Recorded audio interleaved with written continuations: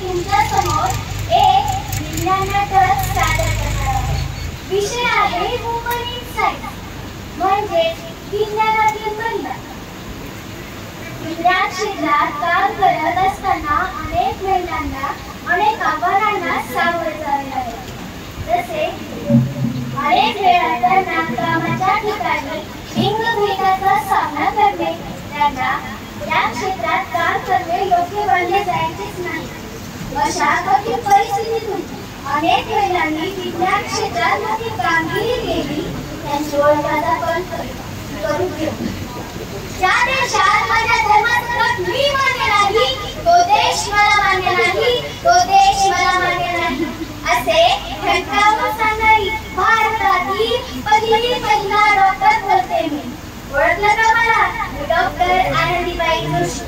वयाच्या 9व्या वर्षी बालपणातच माझा विवाह माझ्यापेक्षा वयाने 20 वर्षांनी मोठे असणाऱ्या गोपाळराव जोशी यांच्याशी झाला. लग्नानंतर वयाच्या 14व्या वर्षी मला एक मुलगा झाला. पण दैवाने वैद्यकीय सेवा न मिळाल्याने तो फक्त 10 दिवस जगू शकला. ही खंत मला वैद्यकीय शिक्षणाकडे नेली. कष्टाच्या व जिद्दीच्या जोरावर आपले शिक्षण पूर्ण करून मी MD पदवी मिळवली आणि आज माझे नाव विज्ञान क्षेत्रातील महिलेत सन्मानाने तुम्ही घेता. चला तर मग माझ्यासारखे अनेक महिलांनी विज्ञान क्षेत्रात अथक परिश्रम करून आपले वेगळे स्थान मिळवले आहे. पण आज महिलांची संख्या तंत्रज्ञान व विज्ञान क्षेत्रात वाढत आहे. कारण आज अनेक महिला संशोधक, शास्त्रज्ञ व अभियंते म्हणून आपले काम यशस्वीपणे पार पाडत आहेत. युनेस्को आणि इतर संस्था महिलांना विज्ञानात प्रोत्साहन देण्यासाठी वेगवेगळे उपक्रम राबवत असतात. विज्ञानातील महिलांचे योगदान खूप मोठे आहे. त्यांची कामगिरी जगभर करण्यात आली आहे. दरवर्षी 11 फेब्रुवारी हा दिवस विज्ञान महिला दिवस व बालिका दिवस म्हणून आपण साजरा करत असतो. धन्यवाद. मी रोजी बोलत. जी माझ्या मुलीचे नाव मारिया स्कोडोस्का. पॅरिस येथे शिकण्यासाठी गेले असता तेथे त्यांच्या उपचारामुळे मारियाची मेरी क्युरी आणि नंतर फ्रेंच भौतिकशास्त्रज्ञ फिजिओलॉजीवर काम करणाऱ्या पिएर क्युरी यांच्याशी विवाह झाला.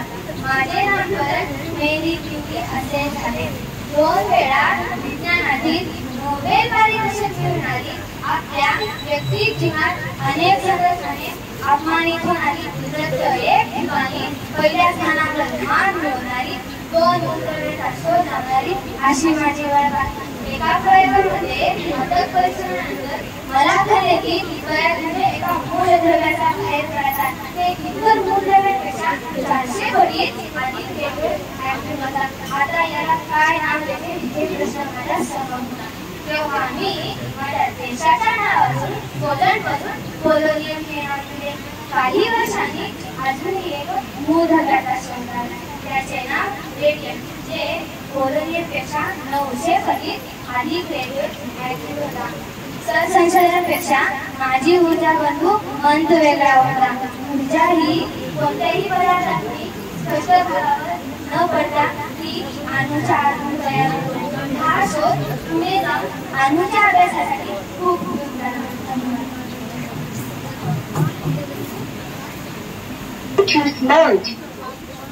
सर्वांना नमस्कार. ओळखलं का मला? मी कल्पना चावला, भारतीय वंशातील अमेरिकन अंतराळवीर आणि अंतराळ अभियंता आहे.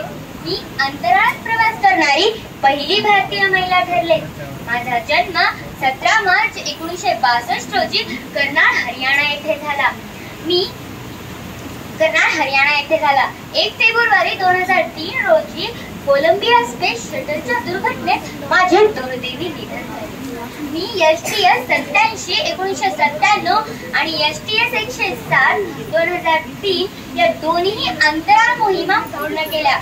मी पृथ्वीच्या पहिल्या मोहिमेमध्ये पृथ्वीच्या 252 कक्षा पूर्ण केल्या आणि अंतराळात 372 तासापेक्षा जास्त वेळ घालवला.